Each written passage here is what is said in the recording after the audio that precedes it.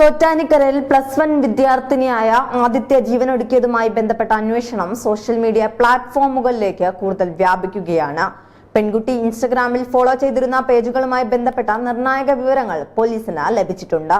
Black വെനമാണ് Aditya follow ചെയ്തിരുന്നതിൽ പ്രധാന അക്കൗണ്ടുകളിലൊന്ന്. ഇതിൽ Korean മോഡലുകളുടെ ഉൾപ്പെടെയുള്ള ചിത്രങ്ങളുണ്ട്.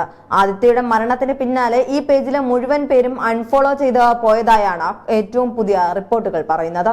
അക്കൗണ്ടിലെ ലോഗിൻ വിവരങ്ങളടക്കം പോലീസിന് ലഭിച്ചിട്ടുണ്ട്. 30 പേരായിരുന്നു ഈ അക്കൗണ്ടിൽ ഉണ്ടായിരുന്നത്. ഒരു ഫോൺ ഉപയോഗിച്ച് വിവിധ അക്കൗണ്ടുകൾ ക്രിയേറ്റ് ചെയ്താണ് ബ്ലാക്ക് വെനം എന്ന അക്കൗണ്ടിലുണ്ടായവർ ഈ പേജ് ഉപയോഗിച്ചിരുന്നതെന്നും പോലീസ് കരുതുന്നു.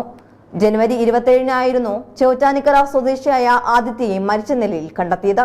പാറമടയിൽ മുങ്ങിമരിച്ച നിലയിലായിരുന്നു മൃതദേഹം.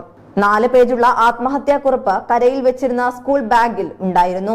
സോഷ്യൽ മീഡിയ വഴി പരിചയപ്പെട്ട കൊറിയൻ സുഹൃത്ത് മരണപ്പെട്ടതിന്റെ വിഷമം സഹിക്കാനാകാതെയാണ് താൻ ജീവൻ വെടിയുന്നത് എന്നതായിരുന്നു ആത്മഹത്യാക്കുറിപ്പിൽ ഉണ്ടായിരുന്നത്.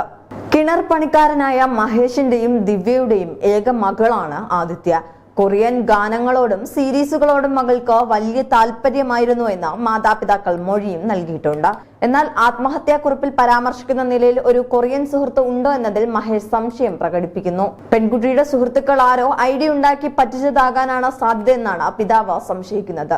അല്ലെങ്കിൽ കൊറിയൻ സുഹൃത്ത് മരിച്ചുപോയെന്ന് പെൺകുട്ടി എങ്ങനെ അറിഞ്ഞുവെന്നും അപ്പോൾ അവർക്കിടയിൽ ആരോ ഇല്ലേ എന്ന സംശയവും പിതാവ് പ്രകടിപ്പിക്കുന്നുണ്ട്. ആദ്യഘട്ടത്തിൽ പെൺകുട്ടിയുടെ മൊബൈൽ ഫോൺ തുറന്ന് പരിശോധിച്ചപ്പോൾ കൊറിയൻ സുഹൃത്തിനെ കുറിച്ച് ഒരു വിവരവും ലഭിച്ചിരുന്നില്ല. പിന്നീട് ഫോൺ ഫോറൻസിക് പരിശോധനയ്ക്കായി തിരുവനന്തപുരത്തേക്ക് അയക്കുകയായിരുന്നു. നിലവിൽ പുത്തൻകുരിശ് ഡിവൈഎസ്പിയുടെ നേതൃത്വത്തിലാണ് സംഘം അന്വേഷണം നടത്തുന്നത്. സൈബർ പോലീസ് ഉദ്യോഗസ്ഥരെയും ഉൾപ്പെടുത്തിയാണ് SIT രൂപീകരിച്ചിരിക്കുന്നത്.